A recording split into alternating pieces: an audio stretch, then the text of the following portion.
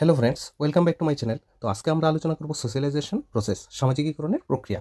এই টপিকটা আলোচনা আ উম শুরু করার আগে আমি বলে দিচ্ছি যে আমার এই চ্যানেলে কিন্তু বিভিন্ন টপিকের আ যে সারসংক্ষেপটা বা নির্যাসটা সেটা নিয়ে আমি আলোচনা করি। বেশি বিস্তারিত আলোচনা করব না। তো সামাজিকীকরণ প্রসেস বা সোশ্যালাইজেশন প্রসেসটা কি হয়? যে একটা শিশুর কিভাবে সামাজিকীকরণ ঘটে সেটা আমরা আলোচনা করব। তো নিরবচ্ছিন্ন প্রক্রিয়া। সোশ্যালাইজেশন প্রসেসটা কি? একটা চলমান বা সারা জীবনের প্রক্রিয়া। মূল উদ্দেশ্য কি? একটা শিশুকে তার রীতিনীতি, চিন্তাভাবনা, কৃষ্টি, আদর্শ, মূল্যবোধ, কর্তব্য, দায়িত্ব ইত্যাদি সম্পর্কে সচেতন করে তোলা। ঠিক আছে? তারপর আ এই গেল আমরা সামাজিকীকরণের প্রক্রিয়াটা সম্পর্কে একটু জানলাম। তারপর টাইপস অফ সোশ্যালাইজেশন। সোশ্যালাইজেশন ২ প্রকার। ঠিক আছে? স্বাভাবিক সামাজিকীকরণ আর পরিকল্পিত সামাজিকীকরণ।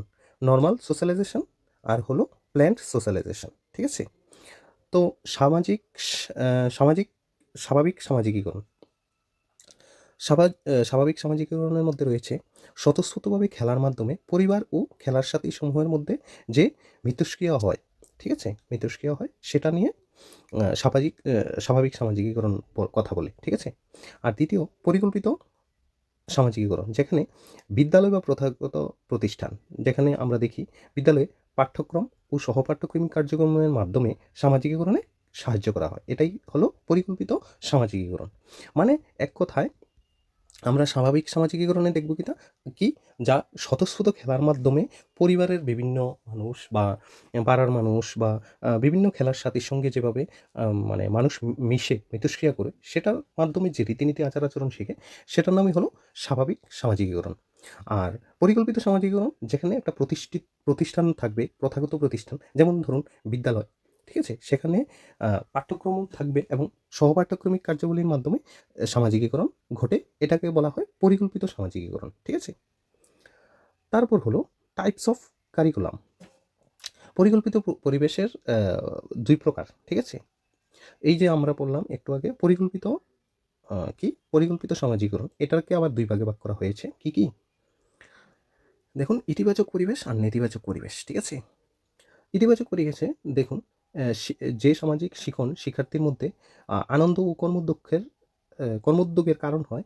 ধরুন একটা শিশু একটা টিচারকে ভালো পায়। কারণ কি? কারণ একটা টিচার ওই শিশুটাকে যথেষ্ট কিন্তু আদর করেছে বা উৎসাহ দিয়েছে। সেইজন্য কিন্তু শিশুটা ওই টিচারকে ভালো পায়। ওই টিচারের মাধ্যমে কিন্তু ইতিবাচক সামাজিকীকরণ হয়েছে। ঠিক আছে? আর নেতিবাচক সামাজিকীকরণটা ধরুন এক কোনো কিছু শেখানোর জন্য আমরা যখন শাস্তি বা কর্কশ আচরণ করব, তখন এটা হয়ে যাবে কিন্তু নেতিবাচক আচরণ। তো সামাজিকীকরণের প্রক্রিয়া হিসাবে শিক্ষা বিভিন্নভাবে ভূমিকা পালন করে। তো কিভাবে পালন করে? বিভিন্ন সংস্থার মাধ্যমে কিন্তু পালন করে। যেমন পরিবার, গণমাধ্যম, সমবয়সী শিশু, বিদ্যালয়। তো সামাজিকীকরণের প্রক্রিয়া হিসেবে এই প্রতিষ্ঠানগুলি কিন্তু সাহায্য করে। ঠিক আছে? তো স্পেশাল ইনফরমেশনে কি দেখব আমরা? সমবয়সী শিশু, আ যাদেরকে অনুকরণ করে একটা শিশু শিখে। যেটার মধ্যে সামাজিক পাঠ্যক্রম রয়েছে, লুক্কায়িত পাঠ্যক্রম রয়েছে। ঠিক আছে? লুক্কায়িত পাঠ্যক্রম যেমন ধরুন একটা ক্লাসের মধ্যে শিক্ষক যখন পড়াচ্ছেন বা কথা বলছেন, তখন কিন্তু শিক্ষার্থী কথা বলবে না। ঠিক আছে? যখনই শিক্ষক ক্লাসে প্রবেশ করবে তখন শিক্ষার্থীরা দাঁড়িয়ে সংবর্ধনা জানাবেন, হ্যাঁ? দিনের যেই টাইমের হয় সেই টাইমের। তো এগুলি কিন্তু আ বলে শেখানো হয় না। এগুলি অটোমেটিক কিন্তু লুক্কায়িত পাঠ্যক্রম হিসাবে মান্য করা হয়। ঠিক আছে?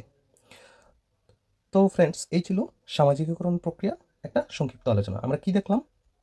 আমরা দেখলাম আ সোশ্যালাইজেশন প্রসেসটা কি?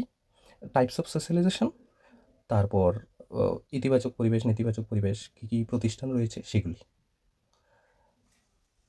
তো শেষ পর্যন্ত দেখার জন্য ধন্যবাদ। নমস্কার।